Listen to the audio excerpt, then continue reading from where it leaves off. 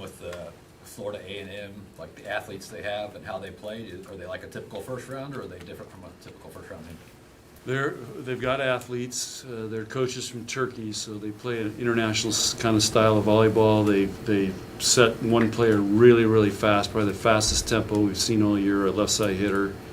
And they're running a 6-2, which a lot of teams do, and they run players all over. So they're probably not as refined as a lot of the Big Ten teams, because they're running all these patterns and everything. So, but to do that, you got to pass. So the key for us will be, can we serve them and get them out of system all the time and take all that away? They do some nice things. They've got athletes, and Merritt's already played them a couple times already, so they're very consistent being in the NCAA tournament, and they have a very cool nickname, the Rattlers, and we're 0-1 against them. So this is going to be pay for me. They weren't born yet, but for me, this is payback.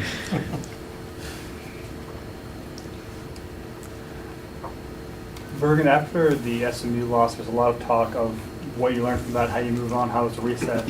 After the Penn State match, what did you take from that match that you can use now in the postseason? Yeah, I think we just learned a lot about ourselves, and just there's always going to be things we can get better at, and I think that we kind of went on a streak there where we weren't losing a lot of sets, didn't lose games for however many games it was, and so I think it was just kind of a reminder to ourselves to come in every single day, work every day, and that we're not invincible, and we're going to have to work really hard, and there's a lot of good teams this year. So I think it was good for us. I think that we needed a little gut check, and I think that it'll kind of propel us forward in the tournament. Andy, now that you've been through the tournament once, how do you approach your second go-around going into the postseason? I think the exact same.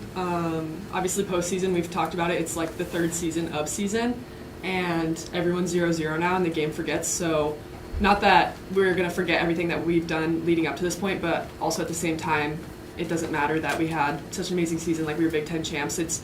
Everyone forgets it now because it's postseason, and so just going in with that mindset, the game forgets, and this is a brand new season. Everyone's 0-0. Coach, talking about the third part of the season, just what does the week look like from Sunday night till tomorrow night, just from a preparation standpoint? Well, the great thing is when you're at home, we get to stay in our rhythm. So this was a normal week for us, playing a Big Ten week that we were playing on a Friday, Saturday, which we had a couple of those. So we're prepared for this. We know what it is. We know what it's like to go back to back. And for us, that's the beautiful thing about being at home. I'm hearing stories about all these charter problems and airline problems, and just think about you're trying to go, and there's matches already started today. Just think about those teams trying to, get to that school and play today. So it's routine for us, and we love routine. And what have you seen different from the sophomores now this week of preparation heading into their second tournament? I don't think it's been much different. Last year we were dialed in. This year they're dialed in. So I do feel like this group, we have maybe a little bit more of an edge to us than last year. Last year we were still this is kind of a fun Cinderella story, and this year there's definitely a little bit of an edge. But we're also 0-1 against the Rattlers, so they're going to hear about. They've been hearing about it. How many times has he brought that up this week? I've heard it quite a few. Too many to count. Andy, you were one of 7 unanimous picks for the All Big Ten first team. Mm-hmm. What does that mean to you, getting that kind of respect from around the conference? It's huge, but I can't take all the credit. It's all to my teammates. I couldn't do it without them. Obviously, I don't pass, so huge shout out to my passers, and then to the setters like Bergen. I couldn't do it without her, so I can't take the credit for it. My team, my coaches, just like the support staff, it all goes to them. But it's a huge honor, and it was awesome receiving it. Coach talked about hoping that Vandy can will you guys to Louisville earlier this week. But for Bergen and Andy, can you guys talk about how excited you are to come back and play in front of your home crowd? Yeah, everybody knows that there's no place like Nebraska, and getting to play at home is a huge advantage, and I don't know, having our fans behind us is just, we always love it. Running out just will never get old, and so I'm excited that we can hopefully have 4 rounds of the tournament here, and yeah, I think we're counting on our fans, and I think they got us. I second that. Coach mentioned playing with an edge. Have you noticed that too, or where does that kind of come from? What's the driving factor behind that? Yeah, I think just like you said, last year was almost like a magical ride, a Cinderella story. We have all these young girls, whatever. So we didn't really know what to expect. And this year we're kind of coming back, and we're trying not to necessarily compare it to last year, but we also have an edge from last year, and we know that we didn't finish the season on top like we wanted to. So I'd say there's definitely just a little bit of that. Like, we want to get back to the national championship, and we want to have a different outcome this year, but also not necessarily like letting last year get to us either.